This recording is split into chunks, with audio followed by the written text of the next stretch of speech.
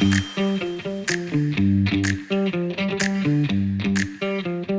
everyone, so this is my BioTalk on the Atacama Desert. So background, it's often known as the driest place on Earth, but some parts of Antarctica might be drier. And even if it's really dry, both plants, animals, and people still find ways to live in the desert, and people have been living there for thousands of years. And the Incas had trade routes through the area. And even agriculture happens because there is still some water. And the area was formerly important because the salt in the desert could be used to produce a lot of nitrates, and there were also ores in the desert. And Chile and Bolivia fought a war to control that area once, but now it's not really important because the nitrate is replaced by artificial nitrate from the paper wash process. And today it's just valued. Today is just valued for the scenery and nature. Okay, so here is some about the aridity of the desert. So it comes from the southern Pacific anticyclone, which is a high pressure area. And it basically means like low pressure means rain. So since it's a high pressure area, there's no rain. And a large part of it is also covered by a rain shadow. So like the mountain blocks the clouds from going to the desert, so there's no rain. And oh yeah, it's so dry that many high mountains in the area have no glaciers or snow cover. But there is still moisture, and most of the moisture is supplied by rivers, or snowmelt, or fog. And while it's cooler than here a lot of the time, like the extreme dryness makes any heat there is even worse. And there's a lot of salt in the desert because all the water doesn't flow towards the ocean, it just evaporates, and any salt that is like dissolved from the rocks gets trapped there. And since the fog is coming from the sea, the fog is also kind of salty, and when that evaporates, it also leaves salt behind. Oh yeah, and that's the source of the nitrates too. Oh yeah, here's some other stuff. The salt flats in the desert have a solid salt surface layer and then a brine layer underneath with like water dissolved with some other salts, but not table salt for some reason. And a lot of the places in the desert, like the plants grow through the salt layer to survive. Oh yeah, here's life in the Atacama Desert. Yeah. So even though it's not as hot as some other deserts, due to the lack of water, water loss is a huge problem in this desert. And many animals and plants have found ways to take shelter from the heat.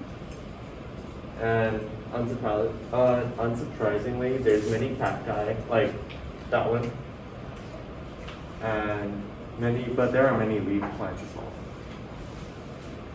And reptile and amphibian life, like there's a lot in the Sonora Desert near here, but in the Atacama Desert, there's not a lot.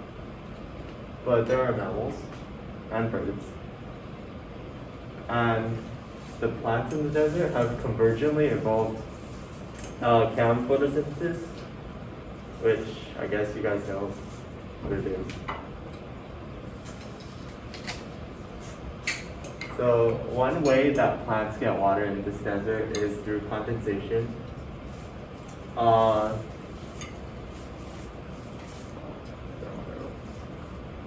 yeah, they depend on the fog from the ocean. And these habitats, which depend on fog, are called lomas, which is a Spanish word. And many cacti have spines that have like specialized surfaces to condense water. And so the water eventually drips down to the roots and waters them, or is absorbed directly through the surface of the plant. Oh yeah, and here's some diagrams on how water is condensed. So the spine, like on the top, there's barbs on the spine, and the tips of those barbs condense water, and the spines have grooves on them, and when the grooves get bigger, the water likes to flow to where it's bigger, so it flows downwards and then flows to the base of the spines, and it's like absorbed. Oh, and cam photosynthesis. Yeah. I'm gonna skip this slide. Oh, here are some examples. So we have this cactus, which has no common name, but it's called Oviapoa columna alba. That's the scientific name. And this genus of cacti is almost entirely native to the Atacama Desert, so it's very specialized to survive there. And it's, well, I don't know if you can see, but it's like black and white in this picture because it's actually covered with white hairs that are reflective. So like in the top picture above, you can see the white hairs around the spines. Those reflect sunlight, but those that pass through, the light that passes through can be absorbed by the green underneath. And so it also faces towards the sun at a 50-degree angle, always, to maximize exposure to the top of the cactus, but not to the sides, because those areas are not really photosynthetic.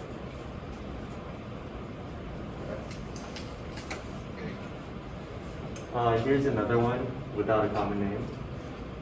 It's called Tillandsia landbecki, and this plant is related to the air plants you find at Home Depot, But this one doesn't live on trees; it lives in the sand directly, but it still has no roots.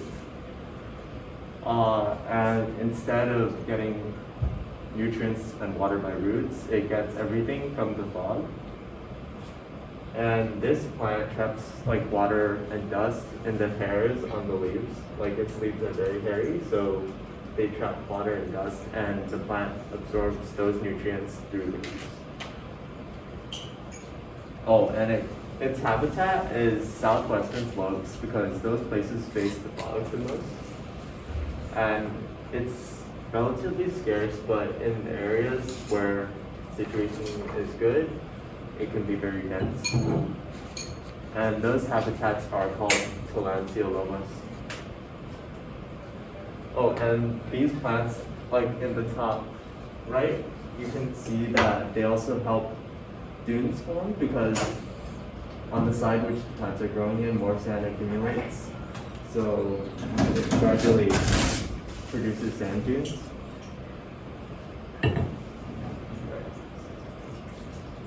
And this plant is called the Tamarugal mesquite. It is related to the mesquite over here, like in California.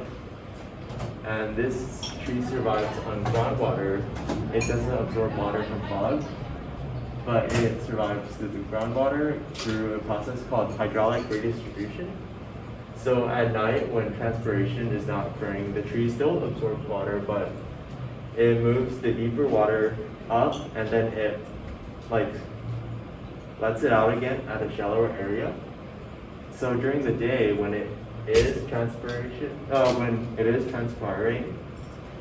it has both the surface water and the groundwater to absorb from. And this tree produces seeds, but they don't usually germinate. They have to wait until an occasional rain or floods germinate. And in fact, it's not only this tree that can survive, like regular mesquite can also survive in the Atacama Desert through similar ways. And this one is the saltbush. So some areas in the Atacama Desert don't experience fog, but this plant can condense water from the air even when there's not fog. So it's very interesting. It secretes salt, which is magnesium chloride, onto the leaves. And that salt likes to absorb water through deliquescence. I don't know, ask Mr. Gu how it works. And the leaves also have like little dimples or channels that help the water drip off and onto the ground, and it waters the plant. And when the plant does this, it's going against the concentration gradient, which requires energy, but it's still better than having no water. And oh yeah, it's in the tomato family. That's pretty cool. And this one here is called the Yareta, and it's in the carrot family, so that's cool. And it lives, it's not in the desert itself, but it's in the higher mountain areas which are around the desert. And these areas are very dry, very cold, and they're exposed to high altitude radiation and wind. So because of that, it evolved a carpet or cushion form, and they grow near the ground in these big like mounds. And because it's so dense, the plant can trap heat around it, and it warms the plant. Oh yeah, that's the end. Thank you.